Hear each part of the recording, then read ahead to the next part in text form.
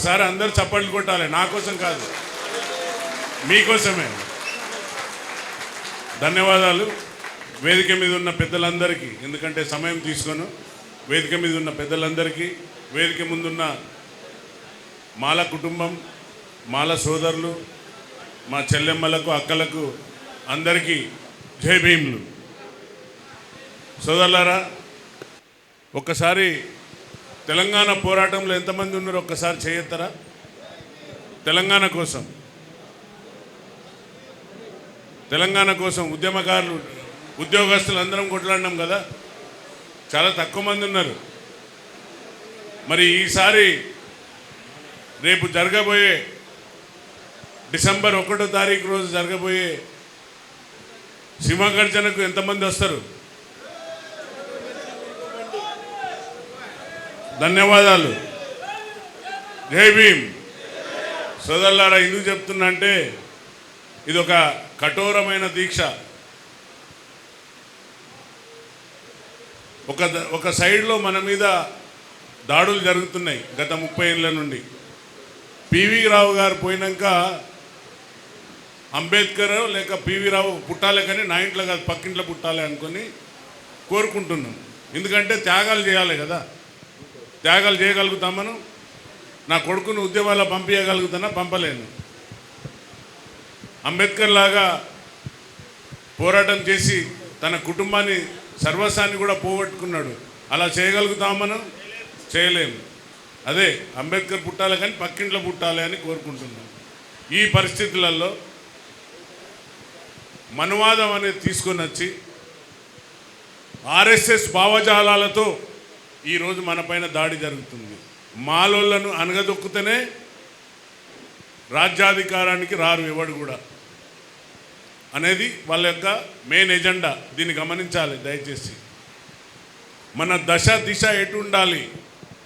మాలల యొక్క తక్కువ చూపెట్టి మాలలను అస్థిరితం చేసి, అస్తవ్యస్తం చేసి, వారికి రాజ్యాధికారంగా పదవులు రావద్దనే ఒక పెద్ద కుట్ర జరుగుతుంది. గమనించండి ప్లీజ్.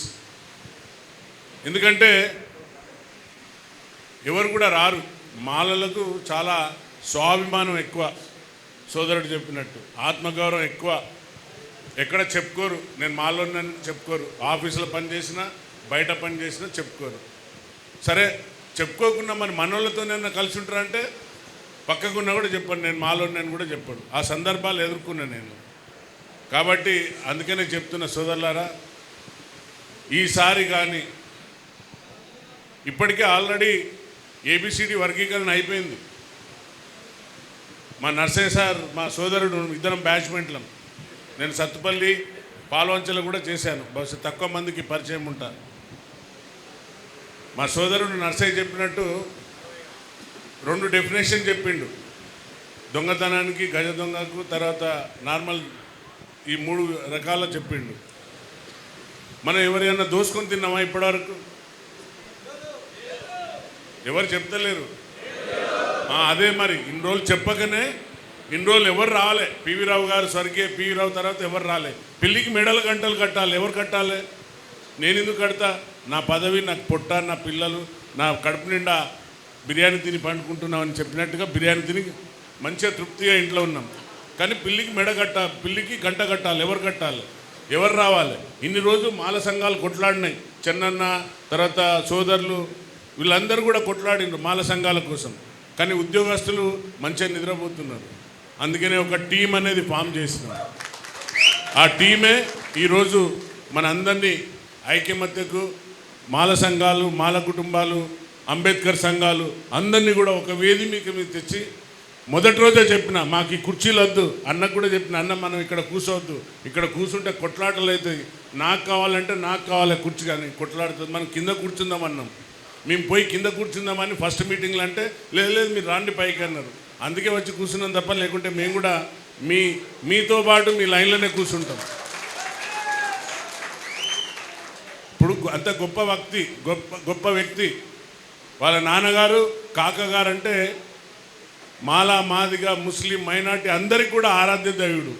ఎవరి కోసం కూడా ఆయన సొంత లాభం కోసం కొట్లాడలే. ఎప్పుడు కూడా అందరికీ గుడిసెల వెంకటస్వామి అని పేరు తెచ్చుకున్నాడు. ఎంతోమందికి హైదరాబాద్ పోతే అన్ని కులాలు, అన్ని వర్గాలు, మైనార్టీలు కావచ్చు, ఎవరైనా కావచ్చు, అందరికీ వారికి జీవనోపాధి కల్పించిన మహానుభావుడు. అటువంటి మహానుభావుని మొన్న వర్ధంతి అయినా కూడా అక్కడ కూడా వివక్షత కనబడ్డది నాకు. అది చెప్పను, నేను చెప్తాను.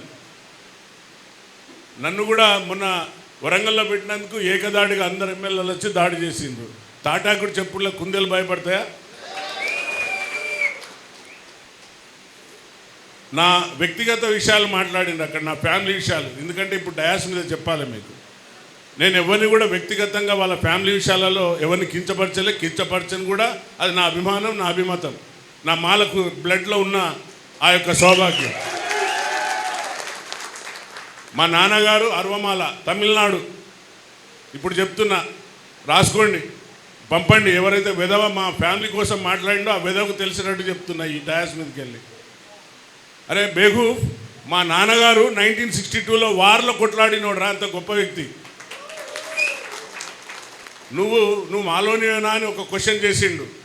మా అమ్మగారి స్వగ్రామం కోరపల్లి గ్రామం, జమ్మికుంట మండల్, కరీంనగర్. ఇక ఇంతకంటే నీకేమైనా కావాలంటే నా బయోగ్రఫీ, మా నాన్నగారి బయోడేటా కూడా ఇస్తా. మా నాన్నగారు పేరియార్ అంటే చాలా చచ్చిపడతాడు. పేరియార్ కుటుంబం అంటేనే అదొక ఉద్యమమైన కుటుంబం. అలాంటి కుటుంబం నుండి వచ్చింది ఈ నాగరాజు, గుర్తుపెట్టుకో బిడ్డ. అయితే చాలామంది అన్నారు, నువ్వు ఎమ్మెల్యే అయినావు, మరి ఎట్లా రేపు నీ భవిష్యత్తు కోసం ఏం భయపడేది లేదు. రాజకీయ అన్న అంటే సీనియర్, అన్నకు ఎక్కడ పోయినా కూడా సీనియారిటీ ఉన్నది. అన్నను అందరు గుర్తుపడతారు. మనం కొత్త, మొన్ననే ఉద్యోగం నుండి రిటైర్డ్ అయినాక ప్రజలు అందరు వేసిన ఓట్లు అక్కడ కూడా వక్రీకరిస్తున్నారు. మాదిగలు ఓట్లు వేయలేదని చెప్తున్నాడని. నేనేమన్నా అంటే, మాలలు 10,000 20,000 ఉన్నారు, కానీ 90% కాంగ్రెస్తోనే ఉన్నారు. మాదిగల ఓట్లు చీలిపోయినాయి. ఎందుకంటే ఎంఆర్పిఎస్ నాయకుడు ఎవరైతే మందకృష్ణ ఉన్నాడో, నాగరాజుకు టికెట్ రావద్దన్నాడు, నాగరాజుకు మాలోనికి ఓట్లు వేయొద్దన్నాడు అని ప్రచారం చేసిండు. కానీ అక్కడ ఉన్న మాదిగలు, మాలలు, irrespective of all the caste people are casted. అందరు ఓట్లు వేసి గెలిపించారు అత్యధిక మెజారిటీ. ఎందుకు చెప్తున్నా అంటే, రేపు రాజకీయ భవిష్యత్తు ఎట్లుంటుందో ఐ డోంట్ కేర్. బట్ నేను చెప్తున్నా, ఇప్పటికే వర్గీకరణ అయిపోయింది. రేపో మాపో అయితే ఇంకా కమిషన్కి ఎంతమంది ఇచ్చిండ్రు పిటిషన్లు? చాలా తక్కువ ఇచ్చిండ్రు సోదరులారా, ఎవరు మాట్లాడతలేరు. కమిషన్కి ఎంతమంది ఇచ్చిండ్రు అంటే చెప్తలేరు. ఎందుకు చెప్తున్నా అంటే, రేపు రాజకీయాన్ని శాసించే దిశగా ఈ మాల కమ్యూనిటీ ఉండాలన్నదే నా ధ్యేయం. మనం తక్కువ ఉన్నాం, 20 లక్షలు, 15 లక్షలు, 30 లక్షలు అని తక్కువ ఉన్నామని చూపెడుతున్నారు. మనం డిసైడ్ ఫ్యాక్టర్ కావాలి. గజగజ వనకాలే పార్టీలు, కాంగ్రెసా, బీజేపీ, టీఆర్ఎస్ఆ, సిపిఐ, సిపిఎం, ఎవరైనా కూడా మాల ఓట్లతోనే డిసైడ్ ఫ్యాక్టర్ అయ్యే విధంగా మీరందరూ ఉంటారా? వెనుకకి వెళ్ళిపోతారా? మరి అన్నను ఒక్కరిని ముందడ పెట్టి మనం వెనుకపోతే వేస్ట్. మరి వెనుకకు తగ్గుతారా? శివం వేటాడే ముందు ఒక పంజా వెనుకకేస్తుంది. మరి వివేకానంద వచ్చిండు, మరి మనం ముందు నడిపియాలన్నా వెనుకపోదామా? అందుకే చెప్తున్నా, మనం డిసైడ్ ఫ్యాక్టర్ కావాలి. రాబోయే రాజకీయ 20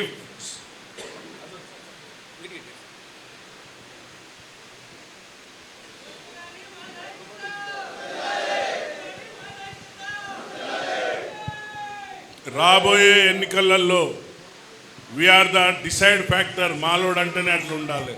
ఒక మాట మీద, ఒక తాటి మీద ఉన్న వాళ్ళందరూ కూడా చేతులెత్తండి ఒక్కసారి.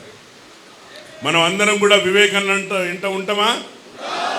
థ్యాంక్ యూ సోదరులారా. ఇంత చక్కటి అవకాశం ఎందుకు వచ్చిందంటే, ఈరోజు మేము ఇక్కడ ఎందుకు వచ్చినామంటే, ఈరోజు ఖమ్మంకు వచ్చింది. నాకు ఒక 4 మీటింగ్స్ అటెండ్ కాలేకపోయినా, సర్వైకల్ స్పాండిలైటిస్ మన పెయిన్తోని. ఒక 4 మీటింగ్లో పోగానే మా వాళ్ళకు అనుమానం వచ్చింది, అన్న భయపడిపోయిండేమో సార్, అందరూ అంటున్నారు మీరు రాకపోయారు వెనకపోయినని. కానీ మా రవీందర్ చెప్పిన, మన ఉద్యోగస్తులందరికీ చెప్పు, మనం ఫ్రంట్ లైన్లో ఉంటాం, ఫ్రంట్ లైన్లో కొట్లాడతాం. We are the warriors. తప్పనిసరిగా రేపు డిసెంబర్లో జరిగే హైదరాబాద్లో మీటింగ్కు సోదరుడు భాస్కర్ చెప్పినట్టు మొత్తం హైదరాబాదు వర్షాలు వస్తే నీళ్లతో ఎట్లా ఆగిపోతుందో అట్లా స్తంభించిపోవాలి. అలా జనప్రవాహం తీసుకురావాల్సిన బాధ్యత కూడా మా సోదరుల మీద ఉన్నది. కాబట్టి ప్రతి ఒక్కరు కూడా ఇక్కడ అందరూ మైక్ ఇస్తే గంటల తరబడి మాట్లాడతారు, అంత మేధాశక్తి ఉన్నది. నేను ఎప్పుడంట డాష్ మీద నాకంటే ఎక్కువ మంది స్పీచ్ ఇచ్చేటోళ్ళు, నాకు పెద్దగా మాట్లాడరాదు. ఎందుకంటే పోలీసులు ఉన్నాం కాబట్టి పని చేసుడే తెలుసు, ఎలా చేయాలి ఎలా చేపియాలి. సో అందుకనే నేను వెనకాలన్న మా అన్నను ముందడ పెట్టిన వివేకాన్నను, బాణాలు ఎట్లా వేయాలి, బాణాలు ఎక్కడ దిగాలి, లేట్గా వచ్చినామా బుల్లెట్ దిగిందా లేదా అనేది చూడాలి.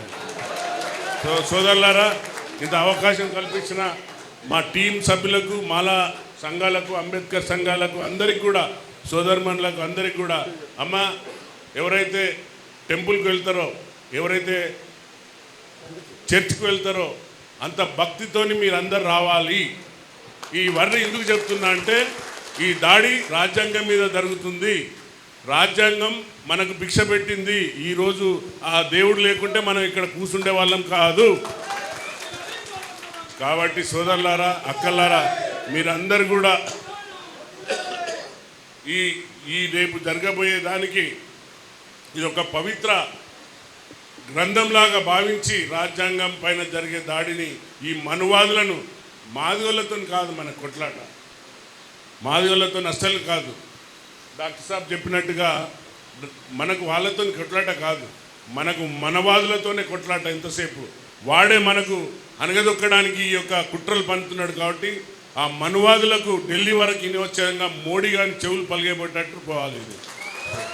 సో సోదరులారా, మీరందరూ కూడా కొందరు నారాజు అయిపోతున్నారు, డయాస్ మీదకి రాలేదని, కొందరు స్పీచ్కి టైం ఇవ్వలేదని. కాకపోతే మీరందరూ ఒక ఐక్యంగా ఉండండి దయచేసి. ఈ టీం చేసే పనే అది. ఒక స్లోగన్ కూడా రాసిన మనలో, 2 వర్గాల మంది కొట్లాట అయితే ఒక వర్గం గెలుస్తుంది, అదే ఒక వర్గంలో కొట్లాట అయితే వినాశనానికి దారితీస్తుంది. మనలో ఎప్పుడు కూడా ఆ భావజాలాలు లేకుండా వచ్చేవారే ఈ యొక్క టీం సభ్యులు. ఈ మాల మహానాడుకు వచ్చేవాళ్ళుగా గుర్తిస్తాం. కుర్చీల కోసం, పదవుల కోసం కొట్లాడితే మాత్రం దయచేసి రాకండి. మనం రాబోయే ఫ్యూచర్ జనరేషన్ కోసం కొట్లాడుతున్నాం. దయచేసి ఒకసారి గమనించాలని ఈ వేదిక మీదకి వెళ్ళి విన్నవిస్తూ, మీ అందరికీ పేరు పేరున ఈ యొక్క సమయం కేటాయించిన మా టీం సభ్యులందరికీ కూడా ధన్యవాదాలు చెబుతూ ముగిస్తున్నా. జై భీమ్, జై మాలా.